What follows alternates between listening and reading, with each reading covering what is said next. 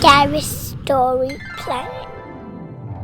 Hello and welcome back to Gareth's Story Planning. I hope you are doing okay. Thank you so much for watching these videos. I hope you are really finding them useful. This next video is called How I Sold My First Book. But of course maybe it should be entitled How We Sold My First Book, because within this industry there is absolutely no way you can do it on your own. There are so many different layers and different people to thank, to support, to read, to look at, to discuss, that no one person can sell a book. It's kind of like a big conglomeration and a big process. So this video is going to be me talking about how we sold my or our first book. Hope you enjoy.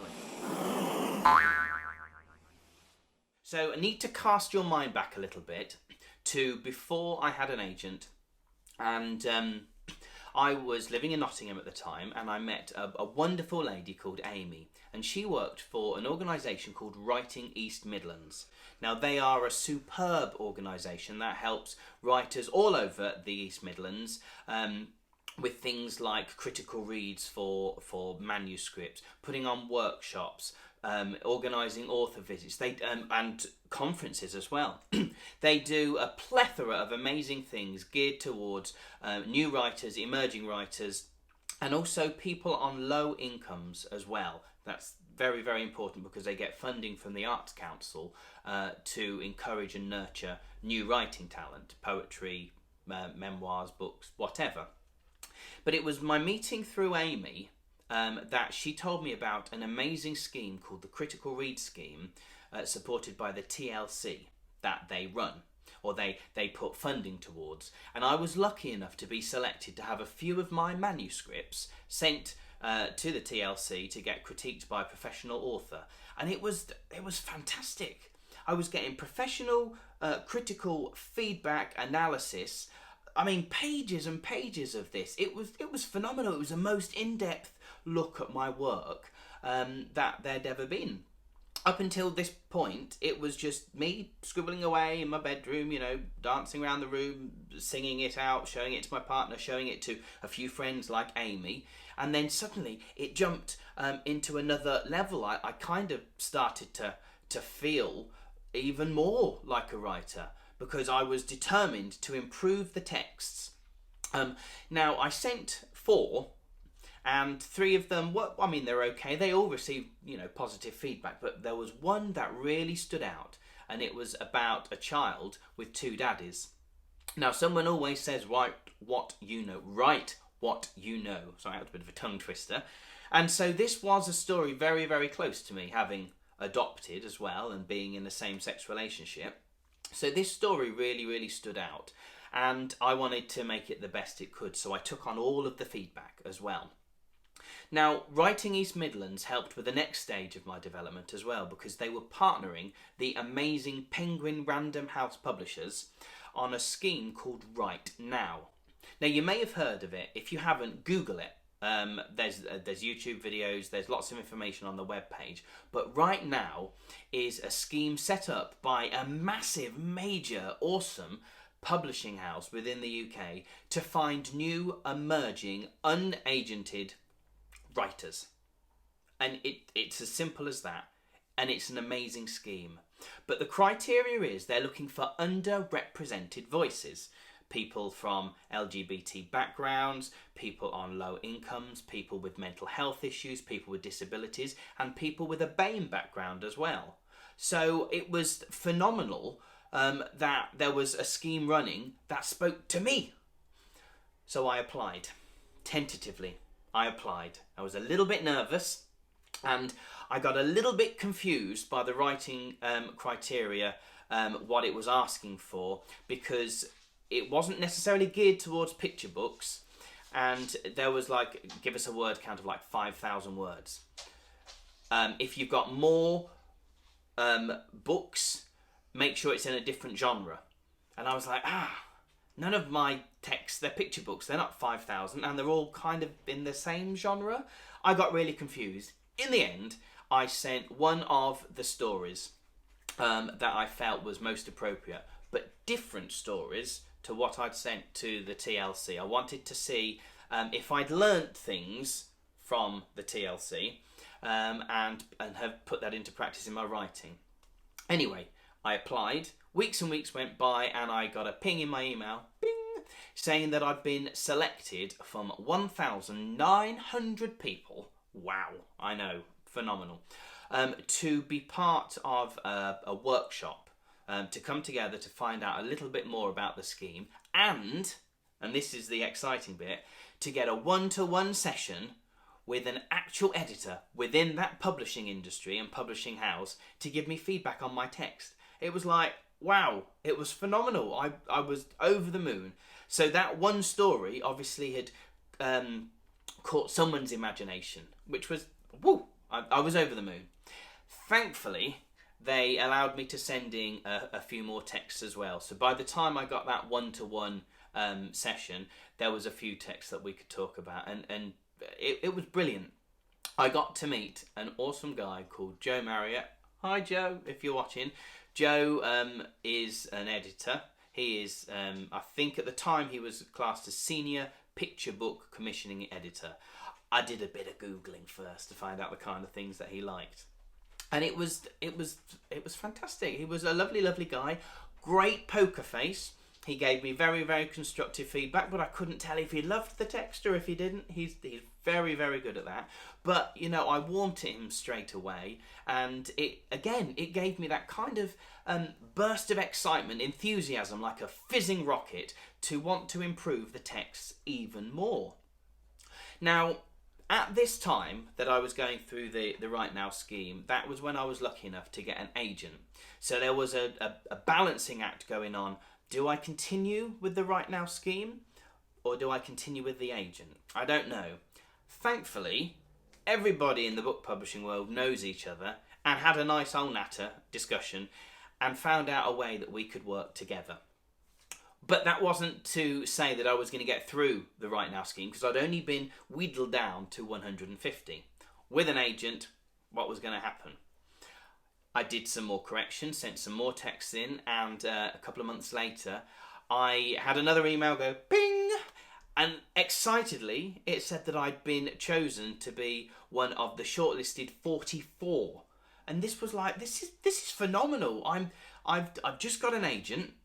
I've had some of my work critiqued. I've had feedback from an awesome editor at a publishing house, and now that publishing house wants to see even more from me. It was so humbling, and it was actually quite moving as well, because this is something I've battled with wanting to do for ages, and it was kind of happening. So woohoo! Thumbs up, not fingers up, thumbs up. So down to 44 from 1,900 applications. I felt over the moon. My agent was really, really happy too. Now, the next stage of this Right Now process was to have a telephone interview, if you had any questions, to talk through the scheme a bit more, and to find out really what your nitty-gritty ideas were for your writing journey, your career, where you wanted to focus, that kind of thing. And I had that, and it lasted a lot longer than it should have done, but it was brilliant. Got to talk to some of the Right Now team and Joe again. And then it was a waiting game. Are you going to get selected? Honestly, I didn't think I was going to get selected, because I thought it was down to a lot of luck that I got to the position where I was. And I thought, am I an underrepresented voice as much as they want, or are they looking for other kind of criteria? Do I only just, touch the box delicately? I wasn't sure what was going to happen, so I needed to wait. And then magic happened about November 2018, when another email, bing bing, went into the email to say I'd been selected to the final 11. I was on the Right Now scheme. I was going to be mentored for a whole year by someone from Penguin Random House, and we would be working on my picture books with the professional publishing house. Let me just repeat that. I was going to be working with professionals on a text that I had written. It was like, wow, mind-blowing. At this point, Penguin had probably seen about 11 of my picture book texts, and I didn't know which one we were going to be working on at all. Separately, I was also working on some with my agent Mandy, which we were going to be submitting to other publishers as well. So I had these two strands that were going on, working on a mentorship scheme with Penguin and submissions with Mandy. Now, because my agent knew Right Now, and because I was kind of in a verbal contract with them, they got to see even more stuff. I'm sorry, Joe and Penguin, you did read a lot of my stuff. Hopefully a lot of it was okay. Maybe some of it just goes straight to the bottom drawer. But my agent sent most of it, all of it I should say, over to Penguin Random House for their first consideration before it went to other publishers. And this is where something really, really magical happened. Now, if you remember back to the TLC that I talked about at the start of this video, one text stood out. It was called My Daddy's. Write What You Know. I didn't ever submit this to the Penguin Random House Right Now scheme. I'm not quite sure why. Maybe I just didn't think it was the right kind of thing that they were looking for, what they were publishing. I'm not quite sure. Anyway, Mandy had that, loved the text, and was really excited to send it out to publishers. And she got some amazing feedback. And then one day in December, the most phenomenal, crazy thing happened where a publisher, I'm not going to mention who they are, a publisher said that they were interested and they sent in an offer for that text. It's a publisher I love. My mind was absolutely, whoa, I couldn't believe it. I was actually going to be published, potentially, if we accepted the offer. But then the next day, another offer came in, this time from Penguin and Right Now. They wanted to publish the book under Puffin, which is, that to me in itself was just phenomenal, because I remember Puffin fondly from when I was a little boy and we used to get the little Puffin Post ordering catalogue for all the books, and you had your little tear-off slip on the side and you chose which one you wanted, put it in a little envelope with some money, and you used to trottle back off to school and buy your books. It was catalogue shopping, like internet shopping, catalogue shopping for children, and it was brilliant, and I remember that fondly. And now Puffin had offered to buy one of my books. It was wow, and I was on the Right Now scheme. It was an amazing end to 2018. So now I had a really tricky decision to make. A publishing house that I have got a major, major respect for because of a book franchise that is so close to me, and Puffin, who were going to be taking me on the Right Now scheme. They both wanted this book. Who do I go for? Now, before you get your little cogs turning in your head, my decision was not based on money at all. And we're not talking billions and millions here anyway. We're not talking about six-figure deals. But that wasn't really a consideration for me. It was who had the biggest understanding of this text and could add something different to it as well. So I went down with my agent, and we looked through the emails and their understanding, and Puffin jumped forward with their plan of when they wanted to release the book, and the fact that they wanted to release it in Puffin's 80th birthday year. Well, to me, that signed the deal straight away. Tick, tick, sell, buy, high, low, whatever. That's stocks and shares, actually, isn't it? And I'd made my decision based on lots of different factors, but the fact that it was Puffin's 80th year that it was going to come out in was the icing on the cake. And I am so thankful that they chose to not necessarily take a risk, but they chose to believe in a completely untested author and subject matter to bring out the book in such a special anniversary year for them. But of course, as you can see, there's a massive, massive long journey that got me to that point as well. There were so many people that I'm thankful to. There was Carol for helping me get my agent. There was Amy at Writing East Midlands. There was the TLC for giving me awesome feedback on my text. Then there was everybody at Penguin and Right Now to get me through the scheme. And of course, Jo for the feedback. My agent herself, the other publishing house, all those people had to come together, like the stars aligning to make this work. So it's not just me selling my text, it's a whole band of people. That's my dog, you can hear. Hello, sweetheart. She's just come to say hello. It's Suri. She's very, very old as well. But of course, there were lots of other inner workings that I haven't really discussed on this video. Maybe it's another video, because it wasn't just Joe who could say, yes, I want this book. It was probably about another 20 or so people and other teams that also had to greenlight the project.